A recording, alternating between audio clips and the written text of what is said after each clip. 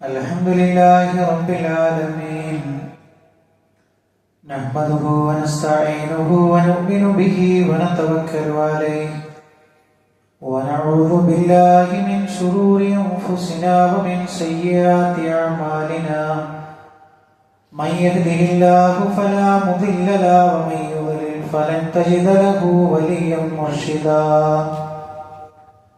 اللهم صل على محمد وعلى آل محمد كما صليت على إبراهيم وعلى آل إبراهيم إنك حميد مجيد اللهم بارك على محمد وعلى آل محمد كما باركت على إبراهيم وعلى آل إبراهيم إنك حميد مجيد أما بعد فإن خير الحديث كتاب الله وخير الهدي هدي محمد صلى الله عليه وسلم وشر الأمور محدثاتها وكل محدثة بدعة وكل بدعة ضلالة وكل ضلالة في النار يا أيها الذين آمنوا اتقوا الله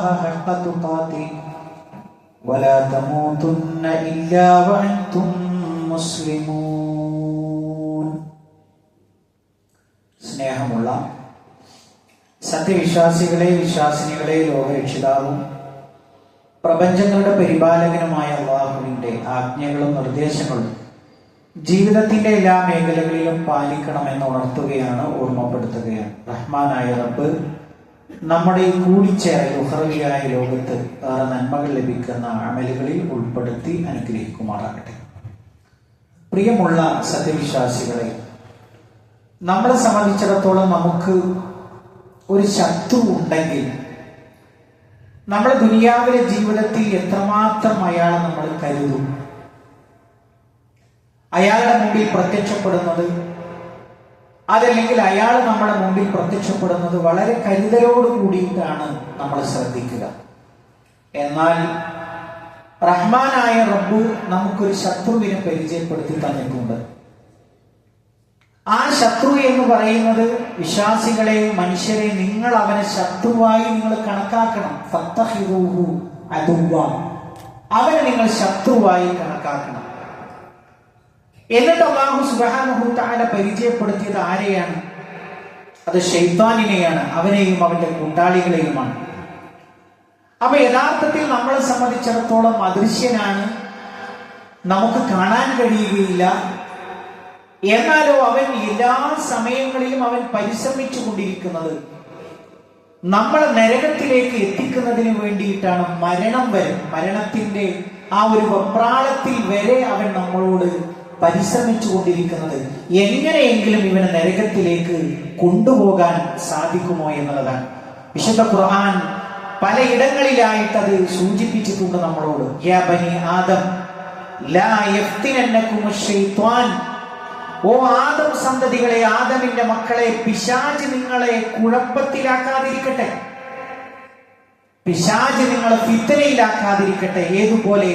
കമാ അഖ്റജ അബവൈകും മിനൽ ജന്ന, സ്വർഗത്തിൽ നിന്ന് നിങ്ങളുടെ പിതാക്കളെ അവൻ പുറത്താക്കിയതുപോലെ. എങ്ങനെയാ അവൻ പുറത്താക്കിയത്? യൻസിഉ അൻഹുമാ ലിബാസഹുമാ ലിയുരിയഹുമാ സൗആതിഹിമാ, അവൻ അവരുടെ അവർ രണ്ടുപേരുടെയും വസ്ത്രങ്ങളെ ഉരിച്ചു കളഞ്ഞു, അവരുടെ നഗ്നതയെ അവൻ വെളിപ്പെടുത്തി. ഇന്നഹും യറാക്കും ഹുവ വഖബീലുഹു, അവനും അവന്റെ കൂട്ടാളികളും നിങ്ങളെ കാണും. മിൻ ഹൈസു ലാ തറൗനഹും, എന്നാൽ നിങ്ങൾക്ക് അവരെ കണ്ടെത്താൻ കഴിയുകയില്ല.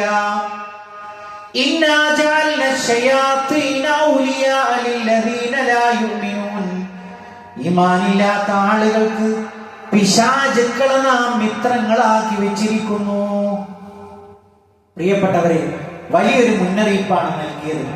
നമ്മുടെ മാതാപിതാക്കളെ സ്വർഗത്തിൽ നിന്ന് പുറത്താക്കിയതുപോലെ നിങ്ങളെയും അവനോ അവന്റെ കൂട്ടാളികളോ സ്വർഗത്തിൽ നിന്ന് പുറത്താക്കാതിരിക്കട്ടെ. ആദമിന്റെ മക്കളെ നിങ്ങൾ കരുതലോടുകൂടി നിങ്ങൾ ശ്രദ്ധയോടുകൂടി ജീവിക്കണമെന്നാണ് വിശുദ്ധ ഖുർആൻ നമ്മളോട് പറഞ്ഞിട്ടുള്ളത്. മാത്രമല്ല അല്ലാഹു സുബ്ഹാനഹു തആല മറ്റൊരിടത്ത് ഇവിടെ പറയുകയാണ്, പിശാചേ നീ ഇറങ്ങിപ്പോ. ഇപ്പോഴോ പിശാച് പറയുന്നു, ഖാല അൻദിർനി ഇലാ യൗമി യുബ്അസൂൻ, അല്ലാഹുവേ ഖിയാമത്ത് നാൾ വരെ എനിക്ക് സമയം നൽകണേ. ഖാല ഫഇന്നക മിനൽ മുൻദരീൻ, അല്ലാഹു സുബ്ഹാനഹു തആല പറയുകയാണ്, അതുവരെ നിനക്ക് സമയമുണ്ട്, ഖിയാമത്ത് വരെ. എന്നിട്ട് പിശാച് അവിടെ വെച്ച് പറയുകയാണ്, പ്രിയപ്പെട്ട മുഅ്മിനീങ്ങളെ, നമ്മൾ ഇനി പറയാൻ പോകുന്ന ആയത്ത് വളരെ ഗൗരവത്തോടു കൂടി നമ്മൾ ശ്രദ്ധിക്കണം. എന്താണത്? ഖാല ഫബിമാ അഗ്വൈതനി, അല്ലാഹുവേ നീ എന്നെ പിഴപ്പിച്ചതിനാൽ ലഅഖഉദന്ന ലഹും സിറാത്തകൽ മുസ്തഖീം, അവരുടെ സിറാത്തുൽ മുസ്തഖീമിൽ ഞാൻ കാത്തിരിക്കും. ചൊവ്വായ പാതയിൽ ഞാൻ അവരെ കാത്തിരിക്കും. എന്തിനാണ്? അതിൽ നിന്ന് തെറ്റിച്ച് കളയാൻ വേണ്ടി. അവരുടെ മുമ്പിലൂടെ ഞാൻ ചെല്ലും, അവരുടെ പിന്നിലൂടെ ഞാൻ ചെല്ലും, അവരുടെ വലതിലൂടെ ഞാൻ ചെല്ലും, അവരുടെ ഇടതുഭാഗത്തിലൂടെ ഞാൻ പ്രവേശിക്കും. എന്നിട്ടോ വലാ തജിദു അക്തറഹും ശാകിരീൻ, അല്ലാഹുവേ അവരെ മുഴുവൻ ഞാൻ നന്ദിയില്ലാത്തവരായി മാറ്റിക്കളയും, അവരെ നന്ദിയില്ലാത്തവരായി ഞാൻ മാറ്റിക്കളയും എന്നുള്ളതാണ്. പ്രിയപ്പെട്ട സത്യവിശ്വാസികളെ, ഒന്ന് ആലോചിച്ചു നോക്കൂ. പിശാച് പണിയെടുക്കുന്നതിന് വേണ്ടിയിട്ടാണ്.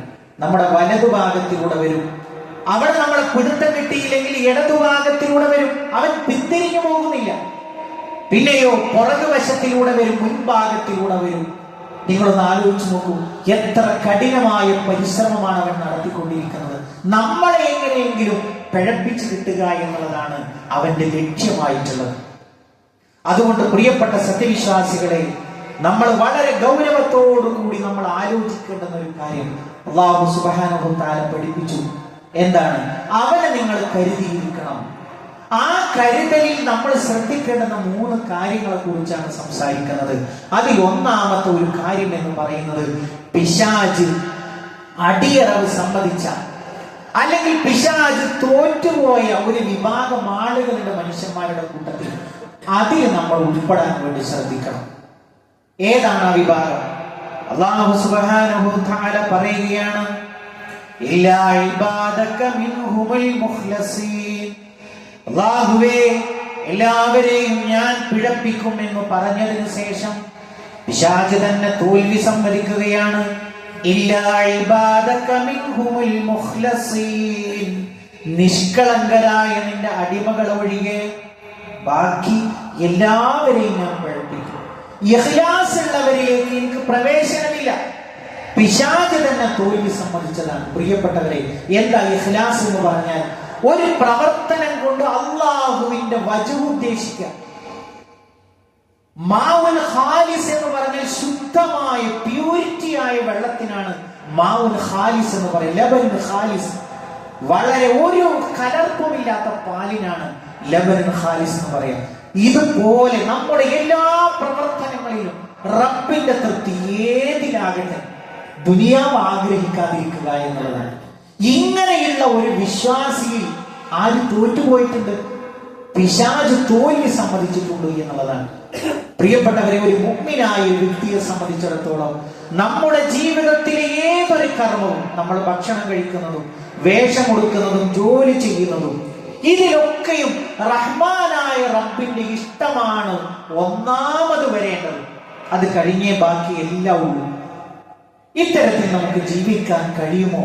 അങ്ങനെ കഴിയുമെങ്കിൽ പിശാച് നമ്മുടെ ജീവിതത്തിൽ നിന്ന് മാറി നിൽക്കുന്നതാണ് എന്ന് അല്ലാഹു സുബ്ഹാനഹു തആല നമുക്ക് കൃത്യമായ ഒരു ഓഫർ നൽകും. രണ്ടാമത്തെ കാര്യം, അല്ലാഹു സുബ്ഹാനഹു തആല പറയുകയാണ്, ഇന്നല്ലദീന തഖൗ ഇദാ മസ്സഹും ത്വായിഫുൻ മിനശ് ശൈത്താൻ തദക്കറു ഫഇദാ ഹും മുബ്സിറൂൻ. ഇന്നല്ലദീന തഖൗ, തഖ്വയുള്ള ആളുകൾ, ഇദാ മസ്സഹും ത്വായിഫുൻ മിനശ് ശൈത്താൻ, പിശാചിന്റെ പ്രേരണയാൽ എന്തെങ്കിലും ഒരു തോന്നൽ അവരുടെ മനസ്സിലേക്ക് വന്നാൽ തദക്കറു, ഉടനെ അവർ അല്ലാഹുവിനെ ഓർക്കുന്നു. ഫൈദാഹും മുബ്സിറൂൻ, അപ്പോഴതാ അവർ ഉൾക്കാഴ്ചയുള്ളവരാകുന്നു. പിശാചി എല്ലാ രംഗത്തും നമ്മളെ പിടികൂടാൻ നിൽക്കുന്ന വേളയിൽ എന്തെങ്കിലും തരത്തിൽ അവന്റെ ഒരു ചതിയിലേക്ക് കാലെടുത്ത് വെക്കുമ്പോ ഒരു മുത്തഖി ആലോചിക്കും. എന്താണ് തഖ്വ എന്ന് പറഞ്ഞാൽ? റഹ്മാനായ റബ്ബിന് ഏതൊരു ഘട്ടത്തിലും നമ്മൾ ഭയപ്പെടും. രഹസ്യമായ ജീവിതത്തിലാകട്ടെ പരസ്യമായ ജീവിതത്തിലാകട്ടെ അവന്റെ നിരീക്ഷണത്തിലാണ് എന്നൊരു ബോധം, അതിനാണ് തഖ്വ എന്ന് പറയുന്നത്. ഏതൊരു ഘട്ടത്തിലും ആരറിഞ്ഞാലും ആരറിഞ്ഞിട്ടില്ലെങ്കിലും റഹ്മാനായ റബ്ബിന്റെ നിരീക്ഷണത്തിലാണ് ഞാൻ എന്നൊരു ബോധം, അവനാണ് മുത്തഖി എന്ന് പറയുന്നത്. ആ മുത്തഖിയായ മനുഷ്യനെ പിശാച് പിടികൂടാനൊരുങ്ങുമ്പോ ഉടനെ അവൻ അല്ലാഹുവിനെ കുറിച്ച് ആലോചിക്കുന്നു. പടച്ചോനെ, ഞാൻ തെറ്റിയോ? എനിക്ക് തെറ്റ് സംഭവിച്ചോ? ഉടനെ അവൻ അല്ലാഹുവിനെ കുറിച്ച് ഓർക്കുന്നു. അങ്ങനെയോ അല്ലാഹു അവന് ഉൾക്കാഴ്ച നൽകുന്നു. ഇത് തഖ്വയുള്ളവർക്ക് നൽകുന്ന ഒരു ഏറ്റവും വലിയ സൗഭാഗ്യമാണ് അല്ലാഹു സുബ്ഹാനഹു വ തആല. അപ്പൊ നമ്മൾ അതിൽ ഉൾപ്പെട്ടിട്ടുണ്ടോ എന്നുള്ളതാണ് രണ്ടാമത്തെ കാര്യം. അവസാനത്തെ ഒരു പോയിന്റ് എന്ന് പറയുന്നത് അല്ലാഹു സുബ്ഹാനഹു വ തആല പറയുന്നു, വമൻ യഅശു അൻ ദിക്രിർ റഹ്മാൻ നുഖയ്യിദ് ലഹു ശൈത്താനൻ വഹുവ ലഹു ഖരീൻ. ഒരാൾ റഹ്മാനിന്റെ ദിക്റിൽ നിന്ന് തെറ്റി ജീവിച്ചാൽ അവനൊരു പിശാചിനെ കൂട്ടാളിയായി അല്ലാഹു നൽകുന്നു. വഇന്നഹും ലയസുദ്ദൂനഹും അനിസ് സബീൽ, അവനാകട്ടെ അല്ലാഹുവിന്റെ മാർഗത്തിലേക്ക് അവരെ പ്രവേശിക്കുന്നതിൽ നിന്ന് തടയുന്നു. എന്നാലോ ഈ സാധുക്കൾ വിചാരിക്കുകയാണ്, വയഹ്സബൂന അന്നഹും മുഹ്തദൂൻ, ഞങ്ങളാണ് നേരായ മാർഗത്തിൽ സഞ്ചരിക്കുന്നവർ എന്ന്. അപ്പൊ ഇങ്ങനെയുള്ള ഒരാളുകളുണ്ട്. അള്ളാഹുവിന്റെ സ്മരണയെ തൊട്ട് തെറ്റി ജീവിക്കുക എന്ന് പറഞ്ഞാൽ എന്താണ്? പിന്നെ പിശാചാണ് അവന്റെ കൂട്ടാളിയായിട്ട് വരിക. പ്രിയപ്പെട്ടവരെ, അല്ലാഹു സുബ്ഹാനഹു തആല നമ്മളോട് പറഞ്ഞില്ലേ, യാ അയ്യുഹല്ലദീന ആമനൂ ഉദ്കുറുല്ലാഹ ദിക്റൻ കസീറാ, വിശ്വാസികളെ ധാരാളമായി നിങ്ങൾ അല്ലാഹുവിനെ ഓർക്കണേ. വസബ്ബിഹൂഹു ബുക്റതൻ വാസിലാ, പ്രഭാതത്തിലും പ്രദോഷത്തിലും നിങ്ങൾ അവന് തസ്ബീഹ് നടത്തണേ, അവന് പ്രകീർത്തനം നടത്തണേ. ഹുവല്ലദീ യുസല്ലി അലൈക്കും വമലായികതുഹു, അവനും അവന്റെ മലക്കുകളും, അല്ലാഹുവും അവന്റെ മലക്കുകളും ദിക്ർ ചെല്ലുന്ന ആളുകൾക്ക് മലക്കുകൾ അല്ലാഹുവിനോട് രക്ഷ ചോദിക്കുന്നു. അല്ലാഹുവേ, അതാ ആ അടിമ നിനക്ക് വേണ്ടി തസ്ബീഹ് നടത്തുന്നു, അവന് നീ രക്ഷ കൊടുക്കണേ. അല്ലാഹു ചെയ്യുന്നു നമ്മുടെ ജീവിതത്തിലേക്ക് സമാധാനം, അതേപോലെ തന്നെ മഗ്ഫിറത്ത് നമുക്ക് നൽകുന്നു എന്നുള്ളതാണ്. പ്രിയപ്പെട്ടവരെ, എത്ര ദിക്റുകൾ നമ്മൾ പഠിപ്പിക്കപ്പെട്ടവരാണ്. പ്രഭാതത്തിൽ നമുക്ക് എണ്ണിയാലൊടുങ്ങാത്ത അത്ര പ്രാർത്ഥനകൾ, വളരെ ലളിതമായ ഒരു 10-15 മിനിറ്റുകൾ കൊണ്ട് ഓരോ പ്രാർത്ഥനകളും അത് നമ്മുടെ ജീവിതത്തിലേക്ക് ഇങ്ങനെ അതിന്റെ അർത്ഥമറിഞ്ഞ് നമ്മളിങ്ങനെ പാരായണം ചെയ്തു കഴിഞ്ഞാൽ പ്രിയപ്പെട്ടവരെ, എന്തൊരു സമാധാനമാണ് ലോകത്ത് നമുക്ക് ലഭിക്കുക. അള്ളാഹുവിനെ കുറിച്ചുള്ള ദിക്ർ കൊണ്ടാണ് സമാധാനം കിട്ടുക, അല്ലെ? ഏറ്റവും കൂടുതലുള്ള ദിക്ർ എന്താണ്? ഒരു മനുഷ്യൻ 100 തവണ ലാ ഇലാഹ ഇല്ലല്ലാഹ് വഹ്ദഹു ലാ ശരീക ലഹ് എന്ന് പറയലാണ്. എന്താ? അതിന്റെ ഒരു 10 അടിമയെ മോചിപ്പിച്ച കൂലിയാണ് ഒരു ദിവസം അവന് കിട്ടുന്നത്. എത്ര എളുപ്പമാണ് ആ ദിക്ർ എടുക്കുക. ഏറ്റവും കൂടുതൽ എണ്ണമുള്ള ദിക്റാണത്. 100 തവണ ലാ ഇലാഹ ഇല്ലല്ലാഹ് വഹ്ദഹു ലാ ശരീക ലഹ് ലഹുൽ മുൽക്കു വലഹുൽ ഹംദു വഹുവ അലാ കുല്ലി ഷൈഇൻ ഖദീർ സുബ്ഹാനല്ലാഹി വബിഹംദിഹി അസ്തഗ്ഫിറുല്ലാഹ വഅതൂബു ഇലൈഹി. വളരെ ലളിതമായ ദിക്റുകൾ, എന്നാലും എത്ര വലിയ പൂരിശയാണ്. ഒരു മനുഷ്യൻ രാവിലത്തെ പ്രഭാതത്തിൽ അള്ളാഹുവിനെ കുറിച്ചുള്ള ദിക്ർ കൊണ്ട് തുടങ്ങിക്കഴിഞ്ഞാൽ പ്രദോഷം വരെ അള്ളാഹുവിന്റെ കാവലിലും പിശാചിൽ നിന്ന് അള്ളാഹു അവന് സംരക്ഷണം നൽകുന്ന ഒരു കോട്ടയായിരിക്കുമെന്ന് അല്ലാഹു സുബ്ഹാനഹു വ തആലയുടെ പ്രവാചകൻ നമ്മളെ പഠിപ്പിക്കുകയുണ്ടായി സ്വല്ലല്ലാഹു അലൈഹി വസല്ലം. അതുകൊണ്ട് പ്രിയപ്പെട്ട സത്യവിശ്വാസികളെ, നമ്മുടെ ജീവിതത്തിൽ ഏറ്റവും വലിയ ശത്രുവാണ് ശൈത്താൻ എന്ന് പറയുന്നത്. അവൻ വ്യാമോഹങ്ങളിലൂടെ, ആഗ്രഹങ്ങളിലൂടെ നമ്മുടെ ജീവിതത്തിലേക്ക് കടന്നു വരുമ്പോൾ ഇഖ്ലാസ് കൊണ്ട്, തഖ്വ കൊണ്ട്, അള്ളാഹുവിനെ കുറിച്ചുള്ള സ്മരണ കൊണ്ട് നമുക്ക് മുന്നോട്ട് പോകാൻ സാധിക്കണം. റഹ്മാനായ റബ്ബ് നമ്മളെ അനുഗ്രഹിക്കുമാറാകട്ടെ.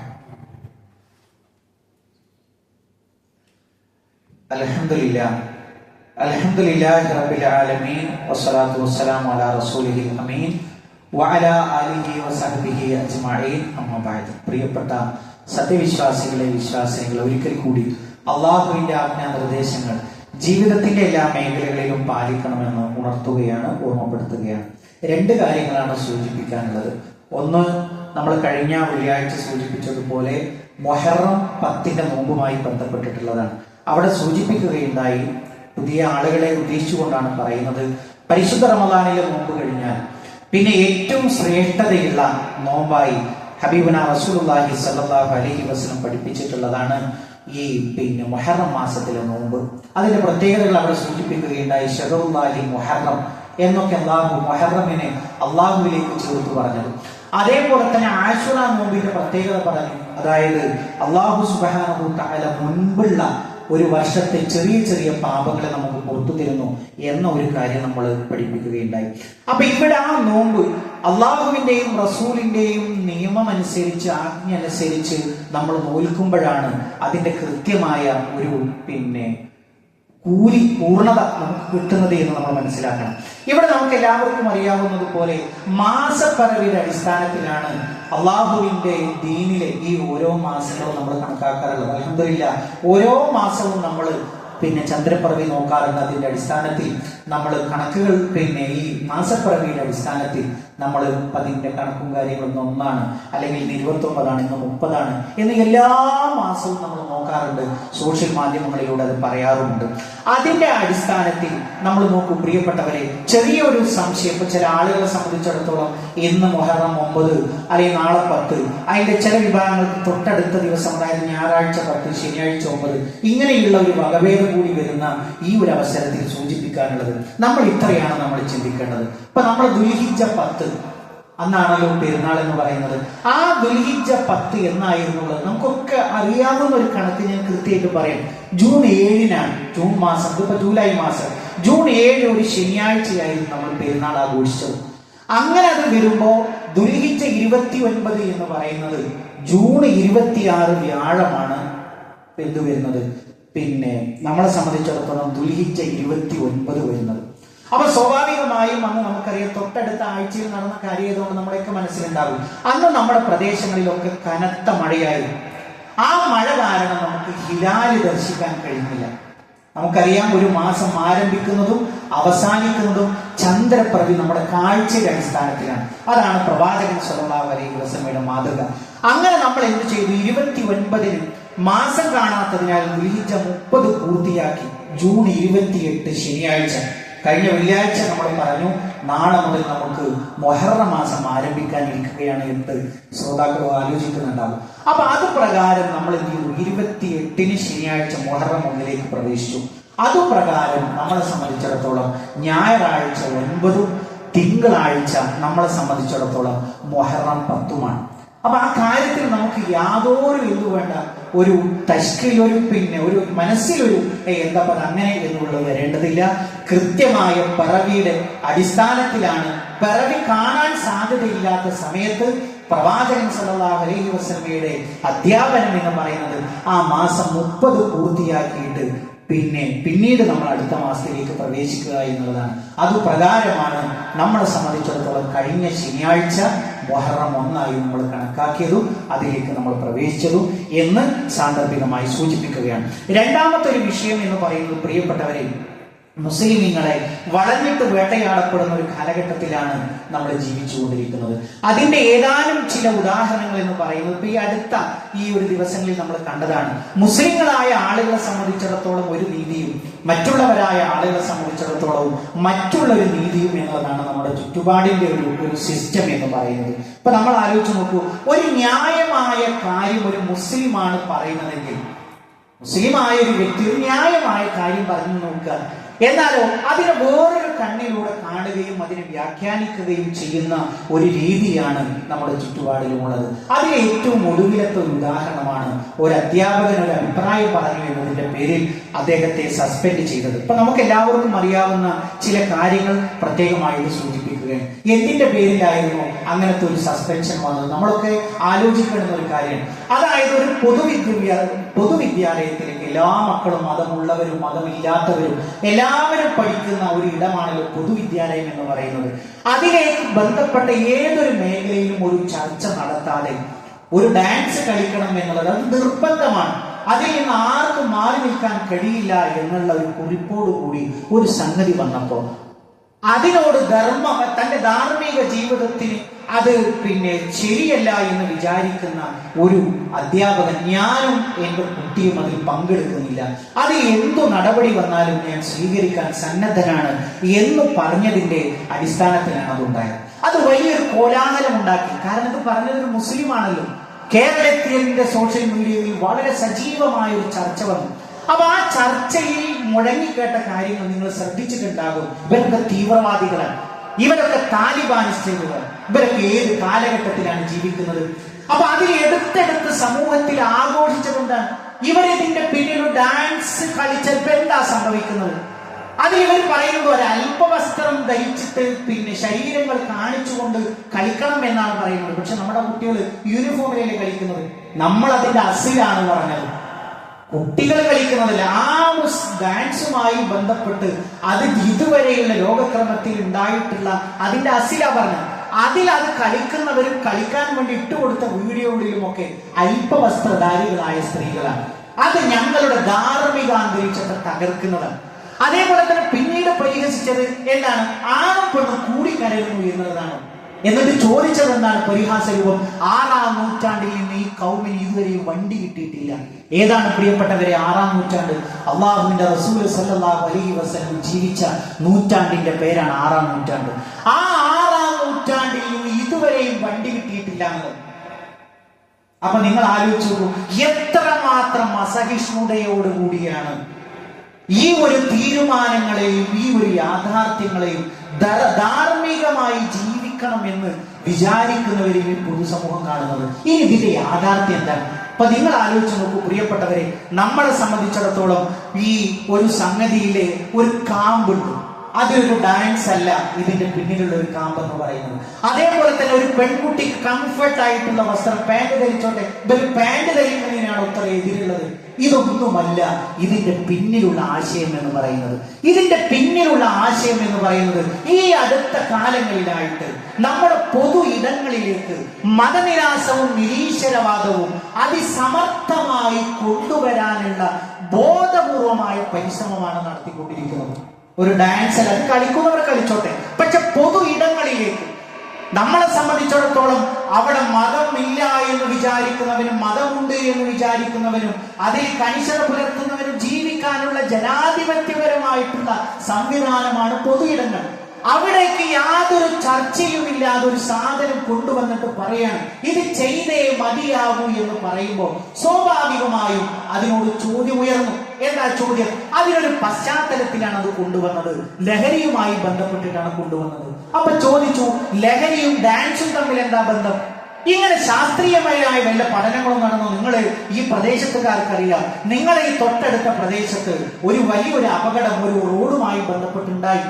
അപ്പൊ സ്വാഭാവികമായും അതുമായി ബന്ധപ്പെട്ട ആളുകൾ ചോദിച്ചു, ഈ ഒരു ലോല പ്രദേശത്തു കൂടി റോഡ് കടന്നു പോകുമ്പോ ഇതിന്റെ ആഘാത പഠനം, ഇതൊരു റോഡ് ഇവിടെ ഉണ്ടായി കഴിഞ്ഞാൽ ഇങ്ങനെ ഉയർത്തിക്കെട്ടിയാൽ എന്തു സംഭവിക്കുമെന്നൊരു പഠനം നടന്നിട്ടുണ്ടോ?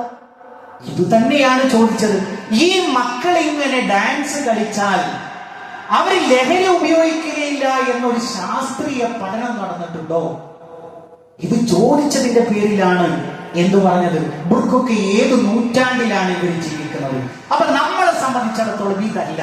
നമ്മുടെ കുട്ടികളിലുള്ള ഒരു അല്പ ലജ്ജയാണെങ്കിൽ പോലും അതിനെ പോലും തകർത്തെറിയുക എന്നുള്ള ഒരു ഗൂഢമായ ഒരു ഉദ്ദേശമാണ് ഇതിന്റെ പിന്നിലുള്ളത്. നമ്മൾ അതിനെയാണ് എതിർത്തത്. അവിടെ മതമില്ലാത്തവന്റെ അവകാശം സംരക്ഷിക്കുന്നത് പോലെ തന്നെ മതപരമായി 5 നേരം നമസ്കരിക്കണം, എന്റെ കുട്ടി ഒരു ധർമ്മത്തോടു കൂടി ജീവിക്കണം എന്ന് വിചാരിക്കുന്ന ആൾക്കും എന്തുണ്ട്? ആ പൊതു ഇടത്തിൽ അവകാശം വേണം എന്ന് പറഞ്ഞതിന്റെ അടിസ്ഥാനത്തിലാണ് ഇത്തരത്തിലൊരു സംഗതി വന്നിട്ടുള്ളത്. അതുകൊണ്ട് എന്റെ സത്യവിശ്വാസികളോട് എനിക്ക് പറയാനുള്ളത്, നമ്മളെ സംബന്ധിച്ചിടത്തോളം ഇതൊരു വ്യാപകമായി സ്വതന്ത്രതാവാദം കടന്നു വരുന്ന ഒരു വലിയൊരു കാഴ്ച നമ്മൾ കണ്ടുകൊണ്ടിരിക്കുകയാണ്. അതിന്റെ പ്രത്യാഘാതം എന്താണ്? ഒരൊറ്റ കാര്യം കൂടി പറഞ്ഞുകൊണ്ട് ഞാൻ അവസാനിപ്പിക്കുകയാണ്. അതായത് 6-ാം നൂറ്റാണ്ടിൽ നിന്ന് 21-ാം നൂറ്റാണ്ടിലേക്ക് വണ്ടി കിട്ടാത്തവർ എന്ന് പറയുമ്പോൾ നമുക്ക് ആത്മാഭിമാനത്തോടു കൂടി പറയാം, ഈ ഒരു ഇസ്ലാമിക സംസ്കാര പ്രകാരം ജീവിച്ചത് കൊണ്ടാണ് നമ്മളെ സംബന്ധിച്ചിടത്തോളം ഇഹത്തിലും പരത്തിലും സമാധാനത്തോടുകൂടി ജീവിക്കുന്നു. നമ്മളെ കളിയാക്കുന്നില്ലേ? എന്നാൽ ഒരു കണക്ക് നമ്മൾ മനസ്സിലാക്കണം. ഇന്ത്യ രാജ്യത്ത് ഓരോ 15 സെക്കൻഡിലും അതിന്റെ ലോകത്തിന്റെ കണക്കല്ല ഞാൻ പറയുന്നത്, ഓരോ 15 സെക്കൻഡിലും ഒരു പെൺകുട്ടി ബലാത്സംഗത്തിന്റെ പേരിൽ ആക്രമിക്കപ്പെടുന്നു എന്നുള്ളതാണ്. ഒരു ദിവസത്തിൽ 8 സ്ത്രീകൾ അവർ ബലാത്സംഗത്തിന് വിധേയമാക്കപ്പെടുന്നു എന്നുള്ളതാണ്. കേരളത്തിന്റെ കണക്ക് ഞാൻ പറയുന്നില്ല. നമ്മൾ ആലോചിച്ച് നോക്കൂ, ഇവരെ സംബന്ധിച്ചിടത്തോളം ഈ പെൺകുട്ടികൾക്ക് വേണ്ടി എന്തുണ്ട് ലോകത്തോട് പറയാൻ? ഇവര് ചോദിക്കുന്നുണ്ടല്ലോ, ആണും പെണ്ണും കൂടിക്കലരാണോ നിങ്ങളുടെ വിഷയം എന്ന് പറയുമ്പോൾ മൃഗീയമായി സ്വന്തം സഹോദരങ്ങളാൽ, ഭർത്താവിനാൽ, ഡ്രൈവറിനാൽ, അടുത്ത ബന്ധുക്കളാൽ കൊല്ലപ്പെടുന്ന പെൺകുട്ടികൾക്ക് നീതിയില്ലേ? തൊട്ടടുത്ത ദിവസങ്ങളിൽ കേട്ട വാർത്ത എന്താണ്? 2 നവജാത ശിശുക്കളെയാണ് ജീവിക്കാൻ പോലും സമ്മതിക്കാതെ ശ്വാസം മുട്ടിച്ച് കൊലപ്പെടുത്തി ബാഗിലാക്കിയത്. ഇത് ഞാൻ വെറുതെ പറയുന്നതല്ല, പത്രങ്ങളിലൂടെ നമ്മൾ വായിച്ചതാണ്. ഞാൻ പറയുന്നത് ഈ ഒരു മതനിരാസവും നമ്മുടെയൊക്കെ കലാലയങ്ങളിൽ ഇപ്പൊ എഴുതി വെക്കുന്നത് തുറിച്ചു നോക്കണ്ട.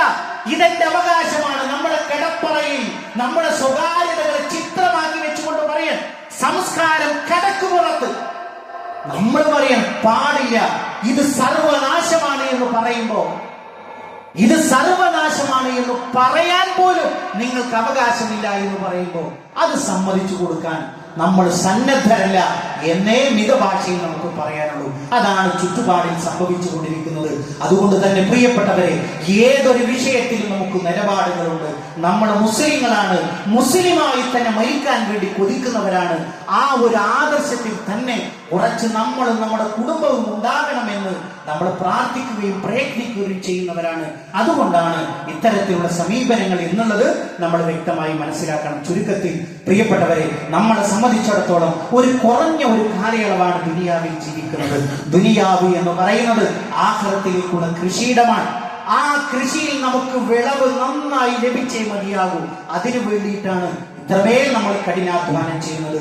അതുകൊണ്ട് പ്രിയപ്പെട്ടവരെ, റഹ്മാനായ റബ്ബിന്റെ തൃപ്തിക്ക് വേണ്ടി, ആജ്ഞയ്ക്ക് വേണ്ടി വഴങ്ങി ജീവിക്കാൻ നമ്മൾ ശ്രദ്ധിക്കുക. റഹ്മാനായ റബ്ബ് ഈ ലോകത്തും വിജയം വരിക്കുന്ന മുഅ്മിനീങ്ങളിൽ, മുത്തഖീങ്ങളിൽ നമ്മളെ എല്ലാവരെയും ഉൾപ്പെടുത്തി അനുഗ്രഹിക്കുമാറാകട്ടെ. ഇതേപോലെ അവന്റെ ജന്നാത്തുൽ ഫിർദൗസിൽ ഒരുമിച്ചിരിക്കാനുള്ള ഭാഗ്യം നൽകിയ അല്ലാഹു നമ്മളെ ഓരോരുത്തരെയും അനുഗ്രഹിക്കുമാറാകട്ടെ. ജീവിത അവസാനം വരെ മുഅ്മിനായി മുത്തഖിയായി ജീവിച്ച് മരണപ്പെട്ടു പോകാനുള്ള ഭാഗ്യം അല്ലാഹുവേ ഞങ്ങൾക്ക് ഓരോരുത്തർക്കും നീ പ്രദാനം ചെയ്യണമേ റഹ്മാനെ. അല്ലാഹുവേ ഞങ്ങളുടെ കുടുംബ ജീവിതത്തിൽ സന്തോഷത്തെ നീ പ്രദാനം ചെയ്യണമേ റഹ്മാനെ. അല്ലാഹുവേ സ്വാലിഹായ മക്കളെ ഞങ്ങൾക്ക് നീ പ്രദാനം ചെയ്യണമേ റഹ്മാനെ. അല്ലാഹുവേ ഞങ്ങളുടെ മാതാപിതാക്കൾക്ക് നീ പുറത്തു കൊടുക്കണമേ റഹ്മാനെ. അല്ലാഹുമ്മ ഗ്ഫിർ ലിൽ മുഅ്മിനീന വൽ മുഅ്മിനാത്ത് വൽ മുസ്ലിമീന വൽ മുസ്ലിമാത്ത് അൽ അഹ്യാഇ മിൻഹും വൽ അംവാത്ത് ഇന്നക മുജീബു ദഅവാതി യാ ഖാദിയൽ ഹജാത്ത്. اللهم اجرنا من النار، اللهم اجرنا من النار. اللهم ربنا تقبل منا انك انت السميع العليم وتب علينا انك انت التواب الرحيم. امين امين برحمتك يا ارحم الراحمين. اللهم صل على محمد.